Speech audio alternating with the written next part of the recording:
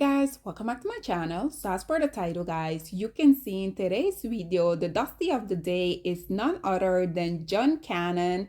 And to be quite frank guys, I had absolutely no idea who this male was, but I was just scrolling on TikTok minding my business and I came across this beautiful content creator that you guys are viewing here, and she were talking about the whole situation where apparently there's this black male. He does pandering content to black women because we already know these male, whenever they don't want to come out here and go and get an average 9 to 5 job like the rest of us, these male, they're always gonna find a way for them to come out here and pander to black women. And unfortunately, regardless of it being 2025, and at this point we have been seeing so much of these lowest hanging group of society continuously coming out here, having black women and their support so that they can go out here and fund the lifestyle of the same women that these male continuously come out here and tell black women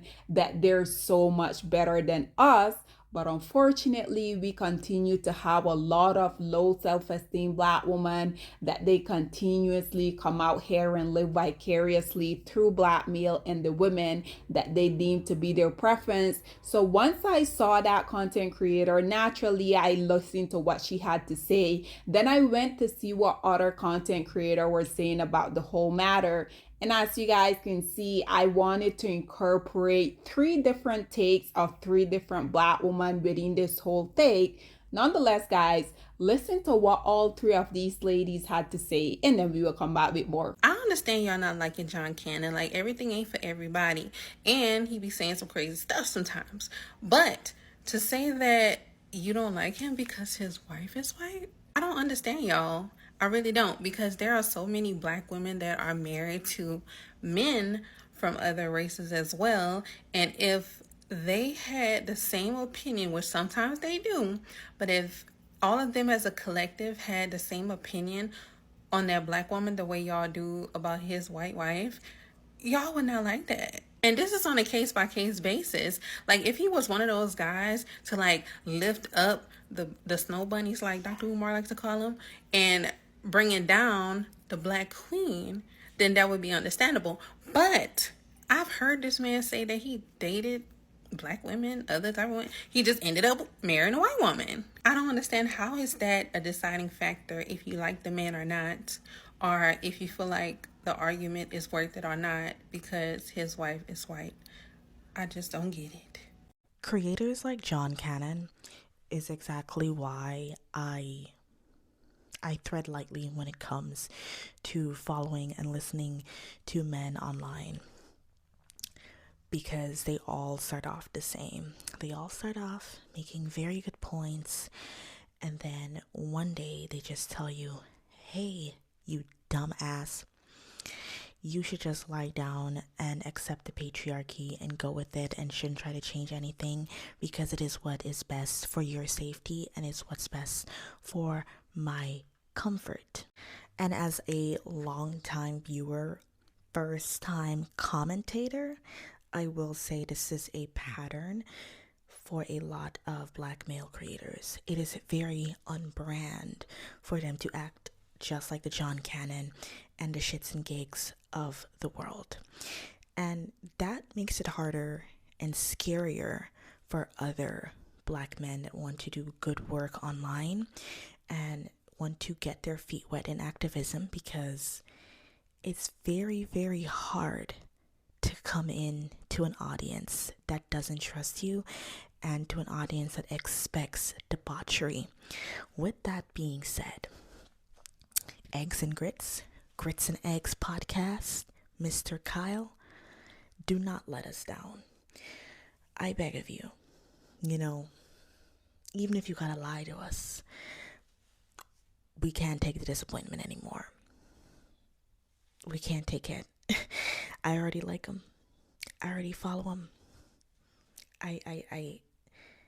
My heart can't take much more of this, truthfully. John Cannon, let's talk about it. If you don't know, that's my mutual.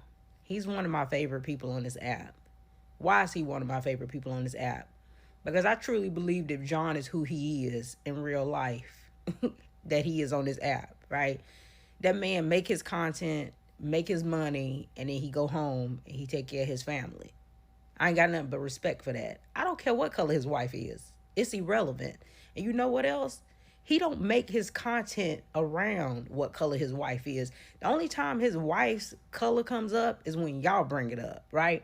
But y'all the same people who follow these interracial couple pages and y'all love it. Y'all the same women who scream about pasta and lobster, right? The same ones. Y'all love an interracial relationship until it's somebody that you don't like, right? It's funny how y'all love so much stuff until it's somebody that you don't like who doing it, right? But when he said, let's go life for life, a lot of y'all got to shut up. You know why? Because you can't do that. You can't do that. You know why? Because you lived a mess of a life. You've been on this earth all these years and you ain't got nothing but mess to show for it. You don't have anything good to show for the life that you've lived, right? And that's what y'all truly be mad about. You truly be mad that you get on these apps every day and you see people who got the same 24 hours that you got in your day and the things that they've done with it and the things you haven't done with yours. And I would be mad too if I had to see what productive people do every day and then look at myself in the mirror and realize that I'm a loser. Right? I would hate that too. I would hate that too. But I don't respect y'all taking people's videos out of context and making up your own ideas of what they was trying to say. They said what they said. I don't even have to go to the gas station no more because I got an electric car. But anytime I roll up to a gas station back in the day and I see a bunch of pookies standing out there with their pants sagging and smoking, guess what? I'm going to find another gas station to go to because it'll be a cold day before I get out that car and risk going into that gas station with them standing outside in front of it. You know why? Because something may not happen. But you know what? Something might happen. And that might is what's going to keep me from going to that gas station. And even if I run out of gas, I'm willing to take that risk before I am getting out the car and walking in front of them. Right? There's certain places that when I hear where the venue is, where it's located at, when I see the crowd of people that it's going to draw, I know I'm not going to go. I know I'm not going to go. You know why? Because it's a good chance that nothing may happen. But there's a better chance that something might happen because I'm playing a game of probability. And based off the crowd that's being drawn to that area and that area is known for issues, I'm not going to go. And that's simply all he was saying is that sometimes you have to use your discernment in analyzing a situation and deciding if it's even worth going there. Or is it even worth taking that risk? Newsflash, if y'all are these men's mothers and y'all can't hold them accountable, how do you expect some random man online in real life to hold y'all grown sons accountable? How do you figure that, right? A lot of y'all got deadbeat sons who don't take care of their kids. A lot of y'all got sons that's locked up right now for DV. A lot of y'all got sons that's locked up for unaliving other people. Y'all got sons that have committed some terrible crimes. And you, the mother and father of those boys, couldn't even hold them accountable. And yet y'all think random people can. The whole conversation was just silly and stupid. And that's the reason why I wasn't even going to entertain it originally. Because sitting up and saying that all men should be held accountable because there's some bad men that exist, if we want to play that game, that's a slippery slope. It's a slippery slope that you don't really want to go down that road. You don't want to open up that box of throwing everybody into a certain category because of a select few bad people. And that's all I got to say about it. And back to my positive content, because that's what type of time I'm on for the rest of the year. I'm going to tell you this. You ain't going to never make me hate John Cannon, because anytime I've been under attack on this app, he has always been one of the black men who come and speak up for me and protect me.